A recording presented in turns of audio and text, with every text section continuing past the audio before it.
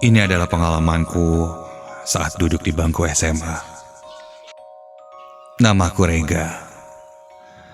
Aku bersekolah di salah satu SMA swasta di daerah Garut. Sebenarnya, jika berbicara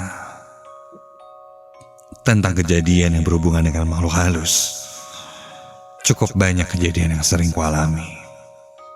Namun malam ini, aku akan menceritakan salah satunya tentang pengalaman yang bisa dibilang tidak pernah bisa kulupakan. Bahkan membuatku trauma sampai sekarang.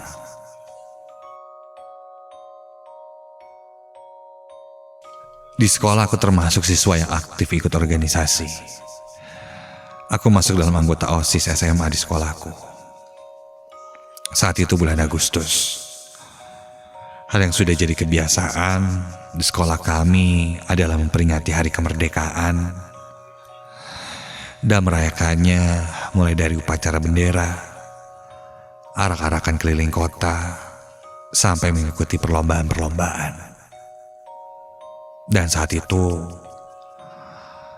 aku sebagai anggota dari OSIS sekolah dituntut untuk mengadakan serangkaian kegiatan perlombaan di sekolah. Singkat cerita, kami pun melakukan persiapan. Sebelum pelaksanaan, tim OSIS sekolah mengadakan rapat untuk menyusun acara yang akan digelar. Sampai tak terasa, rapat OSIS pun berlangsung cukup lama.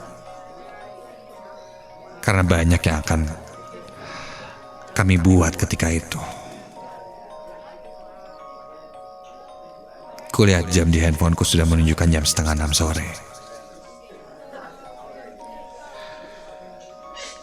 Dan aku masih ingat, hari itu hari Kamis, malam Jumat.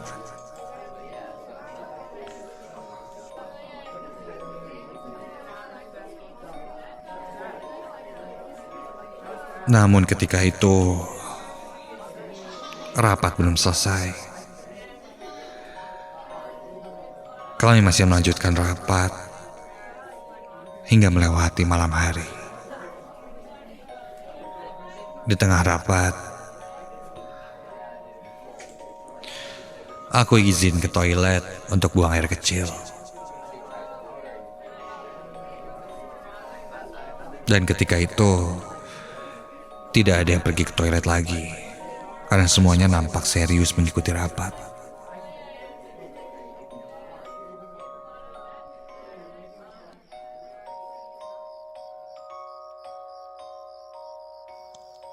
Toilet di sekolahku ini terletak di ujung sekolah, lumayan jauh dari ruang rapat yang kita pakai. Untuk menuju ke toilet dari ruang rapat, harus melewati beberapa kelas.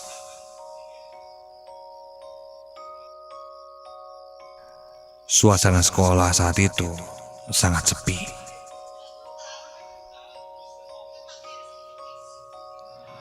Lampu-lampu di kelas sudah dimatikan.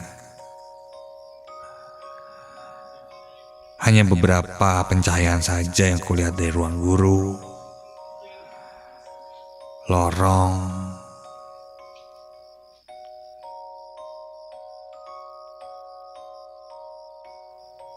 yang bisa dibilang tidak terlalu membantu penerangan. Apalagi di jalanku menuju ke toilet itu.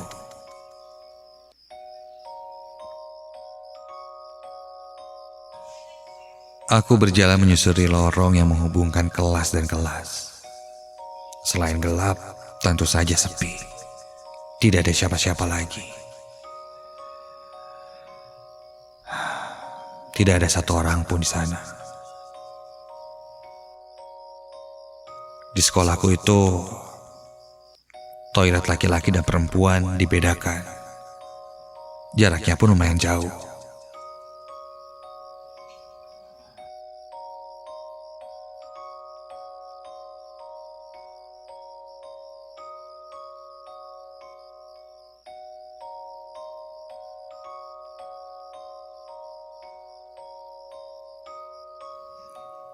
Ketika itu, aku sangat ingin buang air kecil.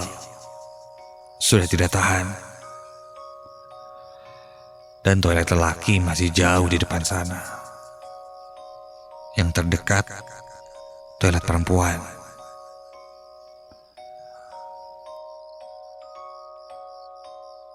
Karena lebih dekat, dan ku yakin juga tidak ada siapa-siapa lagi, aku pun berniat untuk buang air kecil di toilet perempuan. Karena ya, sedang kosong. Begitu pikirku. Sampai depan toilet, aku segera masuk. Dan itu pertama kalinya aku masuk ke toilet perempuan. Jauh berbeda dengan toilet laki. Lebih bersih, terawat. Posisi toilet ini berjajar lurus ke belakang. Di dekat pintu masuk ada wastafel dan cermin yang lumayan besar. Aku masuk ke dalam bilik toilet yang paling depan.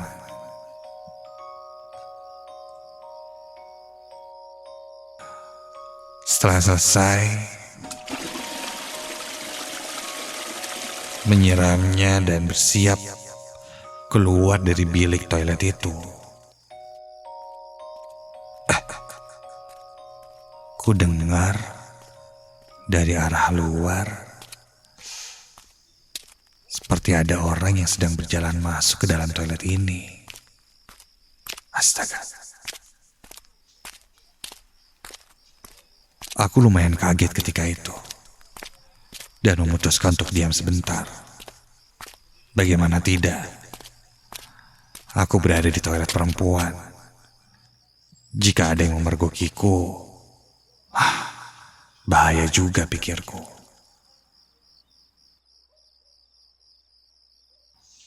Aku memutuskan untuk diam sejenak. Menunggu orang yang masuk ke toilet itu pergi. Karena aku dengar orang itu mulai masuk ke salah satu bilik toilet yang tepat berada di sebelahku.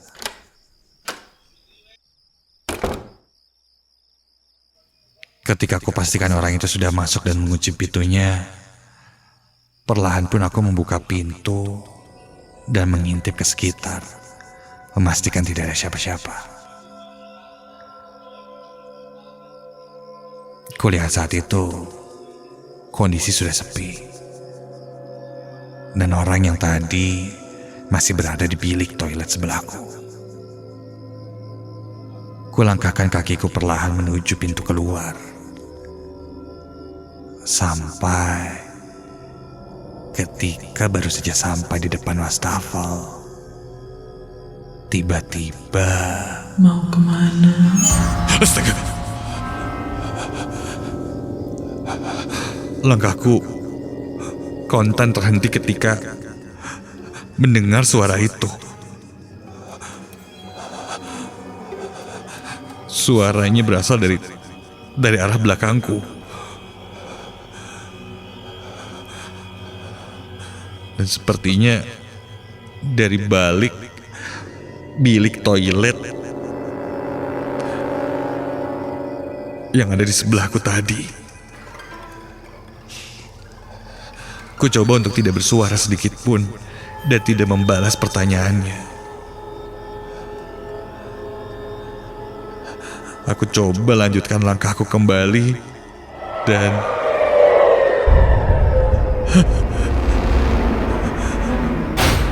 Dari sudut mataku, dari arah pantulan cermin, terlihat ada yang berdiri di belakangku. Seorang perempuan. Namun karena cukup gelap ketika itu, aku tidak terlalu jelas melihatnya. dan mukanya pun tertutup oleh rambutnya yang lumayan panjang sebahu.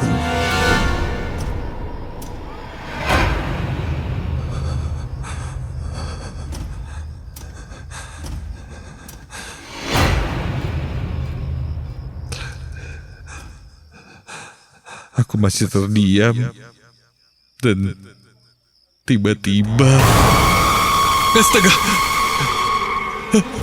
kini jelas terlihat ketika perempuan itu mengangkat wajahnya.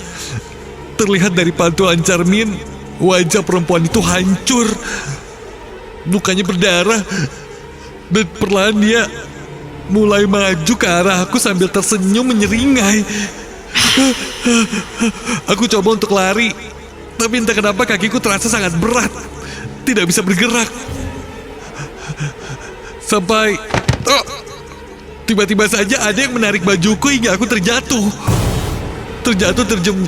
Terjelembab ke belakang, dan otomatis aku melihat ke arah atas. Dan ketika aku lihat ke arah atasku, ya Tuhan, sekarang tepat di atasku, perempuan itu menunduk dan mendekatkan wajahnya ke arahku.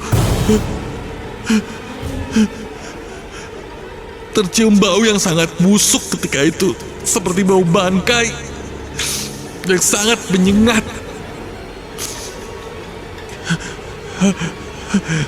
Wajahnya hancur, hampir tidak berbentuk.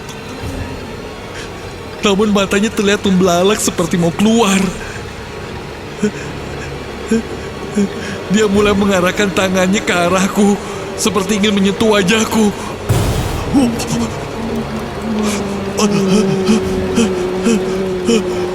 Sebelum akhirnya perempuan itu berhasil menyentuhku, aku langsung bangkit dan berlari meninggalkan toilet perempuan itu.